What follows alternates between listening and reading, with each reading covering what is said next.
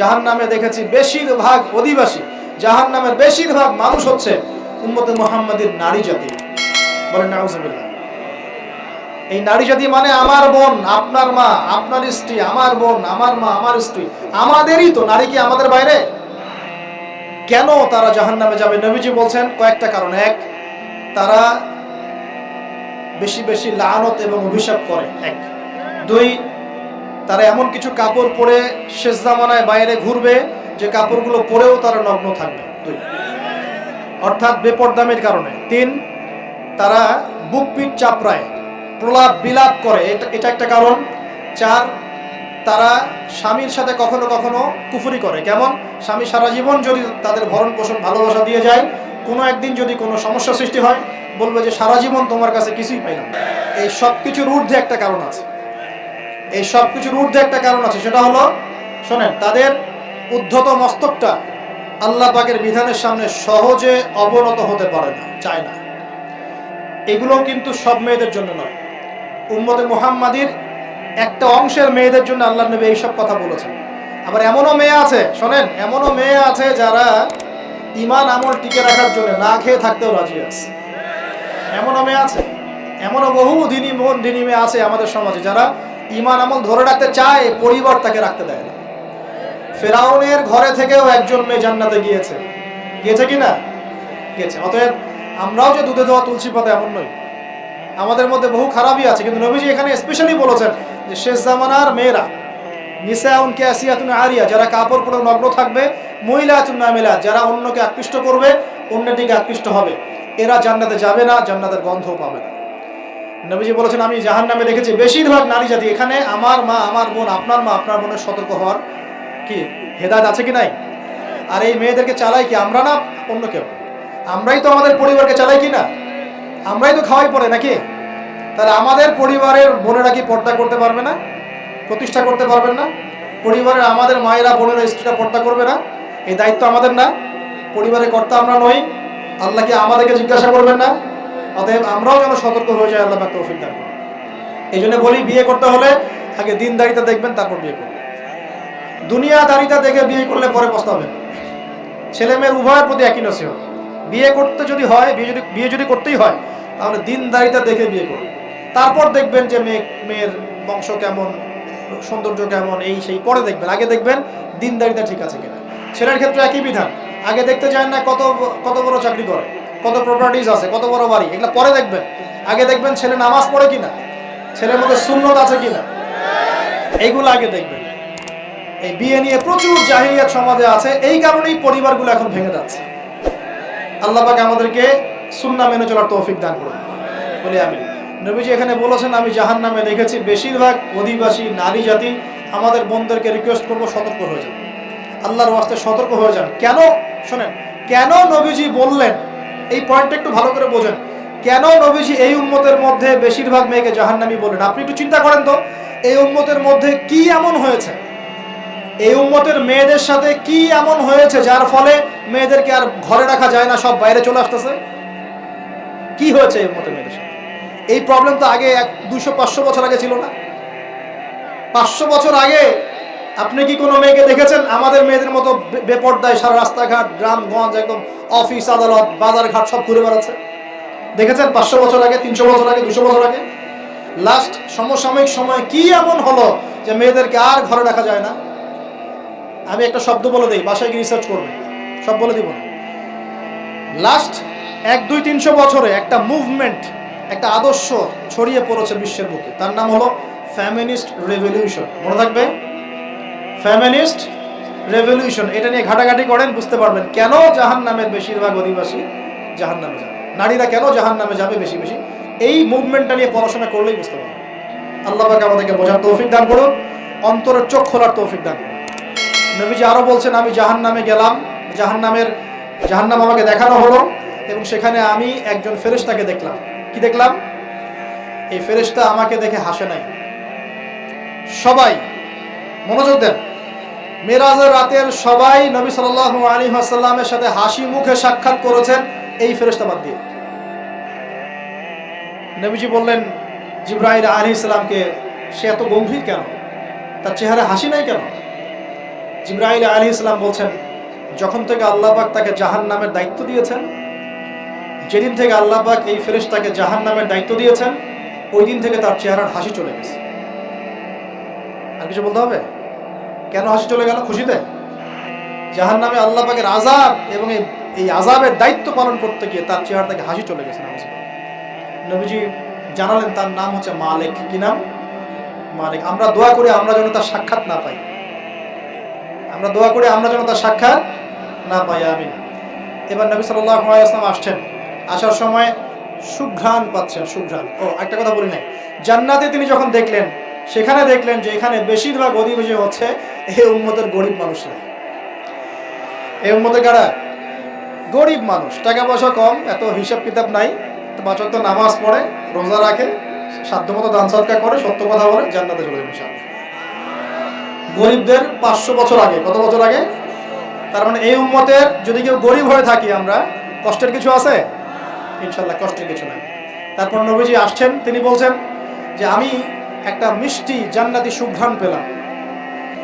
আমি জিজ্ঞাসা করলাম এটা কোত্থেকে আসছে? তখন জিবরাইল আলাইহিস সালাম বললেন, এই ঘ্রাণ আসছে ফেরাউনের মেয়ের চুল আঁচড়ে দিত একজন দাসী। হঠাৎ একদিন চিরুনি পড়ে গেল হাত থেকে, সে বিসমিল্লাহ বলে চিরুনি উঠিয়েছে, আর দাসী শুনে নিয়েছে বিসমিল্লাহ মানে? বিসমিল্লাহ মানে কি? আল্লাহর নামে মানে কি? তোমার কি ফেরাউন আমার বাবা ছাড়া আরো কোনো ইলাহ আছে নাকি? তখন সেই মহিলা বলেছিল, হ্যাঁ, আমি এক আল্লাহর ইবাদত করি। ফেরাউনেরও রব হচ্ছে আমার আল্লাহ। এই অপরাধে তাকে ফেরাউন বড় আগুনের কুণ্ডলি খুঁড়ে তাকে ওখানে নামিয়ে দিয়েছিল, এবং তার 3টা কি 4টা বাচ্চা ছিল। এই সব বাচ্চাগুলোকে তার চোখের সামনে পুড়িয়ে মেরেছে। শেষে একটা বাচ্চা ছিল, কোলের বাচ্চা। এই বাচ্চাকে নিয়ে সে লাফ দিবে, তাকে বাধ্য করা হচ্ছে। সে তো নিজে মরতে রাজি, কিন্তু বাচ্চাটা মায়া লাগবে না, সে বাচ্চাকে নিয়ে লাফ দিতে চাচ্ছে না। তখন আল্লাহ পাক ওই বাচ্চার জবানে আল্লাহর কুদরত, আল্লাহর মুজিজা চালু করে দিলেন। ওই বাচ্চা কথা বলা শুরু করল। ওই বাচ্চা বলল, হে আম্মা ইসবিরি ইয়া উম্মা, হে আমার মা সবর করো। ফাইন্না মাউইদুনাল জান্নাহ, আমাদের জন্য আল্লাহ পাক জান্নাত রেখেছেন। লাভ দিয়ে জান্নাত। ওই যে ফেরাউনের স্ত্রী বলা ঠিক না এখানে, ফেরাউনের ওই দাসী যে চুল আশ্রয় দিত, আসিয়া, যার নাম বলা হয় কোনো কোনো জায়গায় আসিয়া, এবং তার সন্তানদেরকে যেখানে দাফন করা হয়েছে ওখান থেকে জান্নাতের ঘ্রাণ আসছে। কে পেলেন এই ঘ্রাণ? রাসূলুল্লাহ সাল্লাল্লাহু আলাইহি ওয়াসাল্লাম। এবার তিনি চলে আসছেন, এসে কাবা ঘরের হাতিমে আবার এসে সেখানে আসলেন। এখানে বিমর্ষ মুখে বসে আছে। কেন মন খারাপ? যে আমি যদি এই ঘটনা যদি কালকে এখন সকালে সবাইকে বলা শুরু করি, সবাই তো আমাকে এখন কি বলবে? মিথ্যাবাদী বলবে। এমনিই তো মিথ্যাবাদী বলছে, এখন এই ঘটনা আবার বিশ্বাস করবে কিনা? এখন সকালবেলা আবু জাহেল আসছে, আয়েশা বলছে যে কি নতুন কিছু ঘটনা ঘটছে নাকি, নতুন কোনো ঘটনা আছে নাকি? টিটকারি করলো আর কি। রাসূল সাল্লাল্লাহু আলাইহি ওয়াসাল্লাম বলছেন, আমি গতকালকে আকসায় গিয়েছিলাম। এখন আবু জাহেল বলছে, ও আচ্ছা চমৎকার, আকসায় গিয়েছিলেন, তাই নাকি? আর কি করেছে? তো যে আমি এই ঘটনা ঘটেছে আমার সাথে। তখন সবাইকে সে ঢোল পিটায় নিয়ে আসলো, আরে আসো আসো, মুহাম্মদ কি বলে শোনো, দেখো কি বলে। তো পাগল হয়ে গেছে নাউজুবিল্লাহ। বলছে আকসায় গিয়েছিল, বলো তো আকসায় কি কি আছে? সুবহানাল্লাহ, আল্লাহ রাব্বুল আলামিন। এখন যেমন ভিডিও দেখি না আমরা, এইভাবে আল্লাহ রাব্বুল আলামিন মসজিদুল আকসাকে নবীর সামনে তুলে ধরলেন সামনে। এবং নবী সাল্লাল্লাহু আলাইহি ওয়াসাল্লাম দেখে দেখে বলছেন আকসায় কয়টা দরজা আছে, কয়টা জান্নাত আছে, পূর্ব দিকে কি আছে, পশ্চিম দিকে কি আছে, সিঁড়ি কয়টা, সব বলে দিলেন। এরপর আবু বকর সিদ্দিকের সামনে একজন কাফের গিয়ে বলছে, জানো মুহাম্মদ কি বলেছে? মুহাম্মদ এই কথা বলেছে। আবু বকর সিদ্দিক তখন বলছেন যে আমি তো এর চাইতে কঠিন কথা বিশ্বাস করি। আমি তো বিশ্বাস করি যে নবী সাল্লাল্লাহু আলাইহি ওয়াসাল্লামের কাছে আসমান থেকে আল্লাহর ওহী আসে, আর মেরাজের রাতটা এমন কি, আমি তো বিশ্বাস করি আল্লাহ তার সাথে কথা বলেন, আল্লাহ পাকের কথা তার কাছে আসে, আল্লাহর কালাম তার কাছে আসে। ওই দিন থেকে নবী সাল্লাল্লাহু আলাইহি ওয়াসাল্লামের এই সাহাবীর নাম হয়ে গেল আবু বকর সিদ্দিক। এখন এর মাঝখানে আর কয়েকটা কথা হয়েছে, আমাদের নবী পরে হাদিসে জানিয়েছেন, এগুলো বলে শেষ করছি। নবীজি বলছেন, আমি যখন মেরাজের রাতে গিয়েছি আমাকে আল্লাহ পাক কিছু আযাব দেখিয়েছেন। কি দেখেছেন ভাই? আমরা দোয়া করি আল্লাহ পাক এই আযাবগুলো থেকে আমাদেরকে বাঁচান, এবং যে পাপের কারণে এই আযাব হয় সে পাপ থেকে আমাদেরকে বাঁচান। বলেন আমিন। আর একটা কথা বলে রাখি, যেহেতু নবীকে এই আযাবগুলো দেখানো হয়েছে, অন্য কোনো নবীকে কিন্তু দেখানো হয়নি। কাকে দেখানো হয়েছে? আমাদের নবীকে। তার মানে এই পাপগুলো এবং এই আযাব আমাদের উম্মতের মধ্যেই বেশি থাকবে। বুঝতে পারছেন না মনে হয়? এই আযাব এবং পাপগুলো কি অন্য কোনো নবীকে দেখানো হয়েছে? আমাদের নবীকে দেখানোর কারণ কি? কারণ আপনার উম্মতের মধ্যে এই পাপগুলো ছড়াবে বেশি, এবং আপনার উম্মতের একটা অংশ এই আযাবগুলো ভোগ করবে। কি আযাব? নবীজি যাচ্ছেন, দেখছেন, যুবকরা শুনো ভালো করে, নবীজি দেখছেন একটা চুলা, কি ভাই, তন্দুর রুটি দেখেছেন যে চুলায় রান্না করে, ঠিক ওই রকম শব্দই হাদিসে এসেছে, তান্দুর। এই চুলা, এমন চুলা যার মাথাটা হচ্ছে সরু, নিচের দিকটা মোটা, নিচে আগুন জ্বলছে, ভিতরে কিছু মানুষ আছে, নিচ থেকে আগুনের দাবদাহ আসছে। যখনই আগুন আসছে জাহান্নামের, তখন তারা ধাউ ধাউ করে উপরে উঠছে, আবার যখন আগুন নেমে যায় তখন তারা নিচে নেমে যায়। নবীজি মর্মান্তিক দৃশ্য দেখে বললেন যে এরা কারা, যাদেরকে এমন আযাব দেওয়া হচ্ছে? জিবরাইল আলাইহিস সালাম বললেন, যুবক ভাই শোনেন ভালো করে, জিবরাইল আলাইহিস সালাম বললেন, এরা হচ্ছে আপনার উম্মতের সেই সব ব্যক্তি যারা বিবাহ বহির্ভূত জিনা করেছিল। এই পাপটা মারাত্মক। আল্লাহ পাক আমাদের সবাইকে পাপ থেকে ফিরে আসার তৌফিক দান করুন। এবং এই পাপ যদি করে থাকেন হতাশ হবেন না, তওবা করে আজকেই ফিরে আসবেন। তওবা করলে আল্লাহ পাক যে কোনো পাপ মাফ করে দেবেন ইনশাআল্লাহ। যে কোনো পাপ, তওবা খাস করতে হবে, কোনোদিন এই পাপে লিপ্ত হওয়া যাবে না। এই যে গত 3-4 দিন আগে একটা দিবস চলে গেল না, লক্ষ লক্ষ কোটি কোটি যুবক যুবতী পাপ করেছে, করে নাই? আর আমরা উস্কে দিয়েছিলাম কাছে আসার গল্প, অমুক তমুক, হাবি জাবি, কত কথা। আর এদের স্লোগানগুলো এত চটকদার, খুব মজা লাগে, খুব মজা, মুখরোচক ভাবে উপস্থাপন করে। আল্লাহ পাকের কাছে আসার গল্প করা যায় না, রাসূলের কাছে আসার গল্প করা যায় না। আসলে এখনকার মিডিয়াগুলো এতটাই নির্লজ্জ হয়ে গেছে। কেন বলছি শোনেন, ইসলামের সাথে শত্রুতা তো আছেই, কোনোদিনও আল্লাহর কাছে আত্মসমর্পণ করা লাগে এমন কোনো ওয়ার্ডও বলবে না। টাইটেল দিবে ভূমিকম্পের কাছে মানুষ কত অসহায়, টাইটেল দিয়েছে একটা। প্রাকৃতিক বিপর্যয়ের সামনে মানুষ কত অসহায়, প্রকৃতির কাছে মানুষ কত অসহায়, এসব টাইটেল দিয়ে ভিডিও দিচ্ছে। ওই যে ভূমিকম্প ইস্যুতে একটাবারও বললো না যে এই আল্লাহ পাকের কাছে, আল্লাহর শক্তির সামনে মানুষ কত অসহায়। ওই শব্দ ব্যবহার করা যাবে না। ওই শব্দ ব্যবহার করলে আপনি মৌলবাদী হয়ে যাবেন। যে প্রকৃতিটা কি? প্রকৃতি কে? প্রকৃতি কাকে বলে? কত প্রকার? প্রকৃতির স্রষ্টা কে? প্রকৃতি কে নিয়ন্ত্রণ করছে? ভূমিকম্পের কোনো ক্ষমতা আছে না? ভূমিকম্প যে দেয় তার ক্ষমতা আছে। এই সাগরের কোনো ক্ষমতা আছে? সাগরে যে জলোচ্ছ্বাস দেয় তার ক্ষমতা আছে। এই মাটিটাকে স্থির কে রেখেছে? এখন আমরা তো এখনো মহাবিশ্বে ঘুরছি না? এই যে ওয়াজ করছি যখন আমরা, এখনো পৃথিবীটা ঘুরছে। আমরা কি বুঝতে পারছি কে পৃথিবীকে স্থির রাখলো? কেউ বলবে না যে আল্লাহর আযাবের সামনে মানুষ কত অসহায়। হ্যাঁ, বলবে প্রকৃতির সামনে মানুষ কত অসহায়, ভূমিকম্পের সামনে মানুষ কত অসহায়। মানে এমন এমন চটকদার কিছু শব্দ দিবে, এই শব্দগুলো আপনাকে চিনিয়ে দিবে যে কারা আল্লাহর বাহিনী, কারা আল্লাহর দুশমনের বাহিনীর মধ্যে আছে। তো এখানে যুবকদেরকে উৎসাহিত করা হয়েছে না জেনার জন্য। আর নবী সাল্লাল্লাহু আলাইহি ওয়াসাল্লামকে কেন দেখানো হলো? কারণ তার উম্মতের মধ্যে জেনার পাপ ছড়িয়ে পড়ে বেশি। কিসের মধ্যে? চুলার মধ্যে শাস্তি দেওয়া হচ্ছে, চুলায় শাস্তি দেওয়া হচ্ছে। নবীজি বলছেন তাদের ভিতর থেকে এত দুর্গন্ধ বের হচ্ছিল যেন মনে হচ্ছিল যে কোনো পাবলিক টয়লেটের পাশ দিয়ে আমরা যাচ্ছিলাম। প্রিয় ভাই, আল্লাহর ওয়াস্তে জেনার ধার কাছেও যায় না। আল্লাহ পাক বলেছেন ওয়ালা তাকরাবু জিনা, জেনার কাছেও যেও না। তো এক নাম্বার শাস্তি কি রেখেছেন নবী সাল্লাল্লাহু আলাইহি ওয়াসাল্লাম? কিসের শাস্তি? তন্দুর চুলার মধ্যে আগুনের শাস্তি। কিসের পাপের কারণে? বলেন, জেনা। এই উম্মতে মুহাম্মাদির মধ্যে জেনা ছড়িয়ে পড়েছে কিনা? এখন আমরা কি এই স্রোতে গা ভাসাবো না দূরে থাকবো? আমরা হালাল উপার্জনের সোর্স তৈরি করব, করে হালাল বিয়ে করবো ইনশাআল্লাহ। হালাল উপার্জনের মাধ্যম তৈরি করবেন, করে বিয়ে করবেন ইনশাআল্লাহ। বিয়ের আগে কোনো পীড়িত নাই, সব পীড়িত বিয়ের পর ইনশাআল্লাহ পারা যাবে ইনশাআল্লাহ। আর সব আগে ভাগে খেয়ে শেষ করে ফেললে পরে খাবেন কি? তাই না বিষয়টা? আচ্ছা, এবার সামনে যাই। নবী সাল্লাল্লাহু আলাইহি ওয়াসাল্লাম সামনে গেলেন, গিয়ে দেখলেন, এবার দেখলেন কিছু মানুষ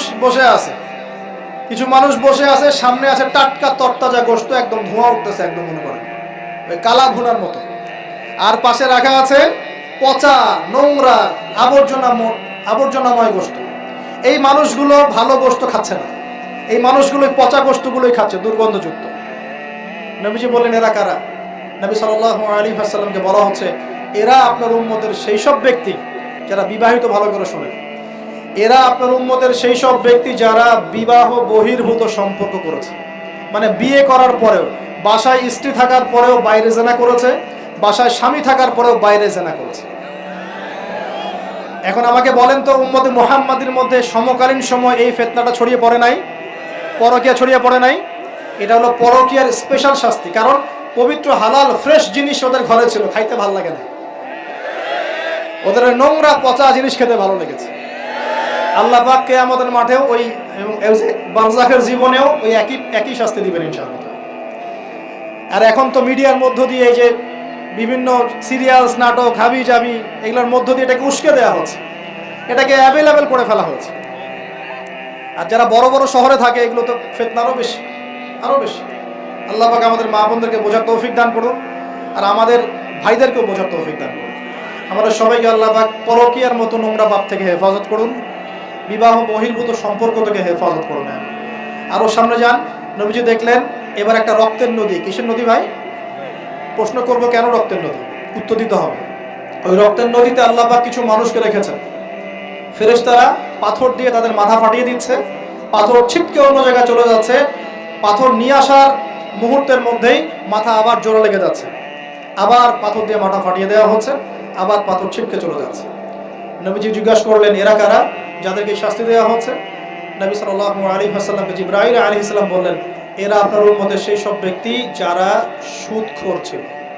কি ছিল? এখন বলেন রক্তের নদী কেন? বলেন, উত্তর দেন দেখি, কে বলতে পারবেন? বিসমিল্লাহ।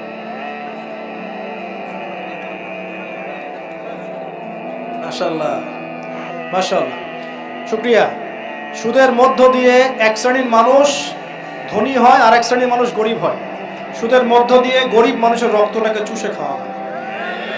এই কারণেই কিয়ামতের মাঠে এবং বারজাখের জীবনে রক্তের নদীতে ফেলে মাথাটা ফাটিয়ে দেওয়া হবে। মাথা কেন ফাটানো হবে? এই মাথা দিয়ে শয়তানি বুদ্ধিটা বের করেছিল যে ইন্নামাল বাইউ মিসলুর রিবা, সুদ হচ্ছে ব্যবসার মতোই। এই শয়তানি কোত্থেকে বের হইছে? এই মাথা থেকে। এই কোন মাথা মাথায় দেওয়া হবে। আল্লাহ পাকের শাস্তি খুব নিপুণ। আমি চিন্তা করার চেষ্টা করেছিলাম আজকে কেন এই শাস্তিগুলো এইভাবে আসবে। আল্লাহু আ'লাম বিসওয়াব, আল্লাহ ভালো জানেন, তবে আমাদের কাছে এটা মনে হয়। এরপর সামনে যান, এই পাপের কারণেই আরো কিছু মানুষকে শাস্তি পেতে দেখা গেছে। নবীজি দেখেছেন আরো এক শ্রেণীর মানুষ যাদের পেটটা ফুলে আছে। প্রাসাদ দেখেছেন, অট্টালিকার মতো পেটটা ফুলে আছে, ভিতরে সাপ কিলবিল করছে। না না না না না, নবীজিকে জিজ্ঞাসা করলেন এরা কারা? এই হাদিসেও আছে এরা ছিল আপনার উম্মতের সুদখোর ব্যক্তিরা, পেটের ভেতর সাপ কিলবিল করছে। আরেকটা জায়গায় তিনটা দেখা গেছে সুদখোরের শাস্তি। কয়টা ভাই? তিনটা। একটা দেখলাম রক্তের নদীতে মাথা ফাটানো, আরেকটা হচ্ছে পেটের মধ্যে সাপ কিলবিল করছে, আরেকটা হচ্ছে দেখলেন কিছু মানুষ পানিতে হামাগুড়ি দিচ্ছে এবং পাথর খাচ্ছে। কি খাচ্ছে ভাই? পাথর। এবং এই পাথরটা ভিতরে যাচ্ছে, গিয়ে পিছনের রাস্তা দিয়ে বের হয়ে যাচ্ছে। নবীজি বলেন এরা কারা? একই উত্তর দিলেন জিবরাইল আলাইহিস সালাম, এরা হচ্ছে আপনার উম্মতের সুদখোর ব্যক্তি। সুদের এই তিনটা শাস্তি স্পেশাল দেখা গেছে। কেন আল্লাহ ভালো জানেন, আমরা সব ব্যাখ্যা করতে পারবো না। নবীজি আরো সামনে এগিয়ে গেলেন, তাকে দেখানো হলো এবার এক শ্রেণীর ব্যক্তি, হাতগুলো নখগুলো তামার মতো লম্বা, তামার নখ, লম্বা লম্বা নখ। দেখেছেন কোন কোন মুভির মধ্যে দেখা গেছে, ছবির মধ্যে তামার লম্বা লম্বা। হ্যাঁ, তো এই নখগুলো দিয়ে তারা চোখ এবং গাল আঁচড়াচ্ছে, কোনো কোনো ক্ষেত্রে বুক আঁচড়াচ্ছে এবং ওই গোশতগুলো খাচ্ছে। নবী জিজ্ঞাসা করলেন এরা কারা? নবীজিকে বলা হচ্ছে এরা আপনার উম্মতের সেই সব ব্যক্তি যারা বেশি বেশি গীবত করত এবং অন্যের নামে মিথ্যা অপবাদ ছড়াতো। আর সতর্ক করে দেই, এই পাপটা কিন্তু এখন ছেলে মেয়ে সব সমাজে বেশি হয়। কি আলেম জালেম সব সমাজে বেশি হয়। কোনো কোনো ক্ষেত্রে ওয়াজ মাহফিলের প্যান্ডেলগুলোর মধ্যে বসে বসে মানুষের গীবত করা হয়েছে। এবং এই অনলাইনের ফেসবুক আর ইউটিউবের যে কন্টেন্টের যুগগুলো চলছে, এখানে কারণ থাক না থাক মানুষের গীবত তহমত প্রচুর হচ্ছে, কোনো কারণে হোক অকারণে হোক। সতর্ক হয়ে যাবেন, আপনার দ্বারা আমার দ্বারা যদি কারো গীবত হয়, তামার নখ দিয়ে গাল আশ্রাতে হবে কিয়ামতের মাঠে। আল্লাহ পাক বাঁচা কেমন হেফাজত করুন। এবং এই পাপের আরেকটা শাস্তি দেখা হয়েছে, ওই যে নিজের ভাইয়ের গোশত ছিঁড়ে ছিঁড়ে খাচ্ছে, এই শাস্তিও নবী সাল্লাল্লাহু আলাইহি ওয়াসাল্লাম দেখেছেন গীবতের কারণে। সামনে গেলেন, দেখলেন এক শ্রেণীর মানুষকে আগুন খাওয়ানো হচ্ছে এবং আগুনগুলো পিছনের রাস্তা দিয়ে বের হয়ে যাচ্ছে। জিজ্ঞাসা করা হলো তারা কারা? নবীজিকে বলা হচ্ছে এরা আপনার উম্মতের সেই সব ব্যক্তি যারা এতিমের মাল ভক্ষণ করত, এতিমের মাল অন্যায়ভাবে ভক্ষণ করে খেয়ে ফেলত। আছে কি নাই সমাজের মধ্যে? নবীজি আরো সামনে গেলেন, দেখলেন এক শ্রেণীর মানুষ কাঁধে অনেক বোঝা, বোঝাগুলো হালকা করার বদৌলতে উল্টা তারা বোঝা হালকা না করে আরো কিছু বোঝা ঘাড়ে নিচ্ছে, লাকড়ির বোঝা ঘাড়ে নিয়ে পথ চলার চেষ্টা করছে, কিন্তু পথ চলতে পারছে না। নবীজি বলেন, এরা তো অদ্ভুত, এরা তো চাইলে বোঝা হালকা করে চলতে পারত, বোঝা আরো নিয়ে চলছে কেন?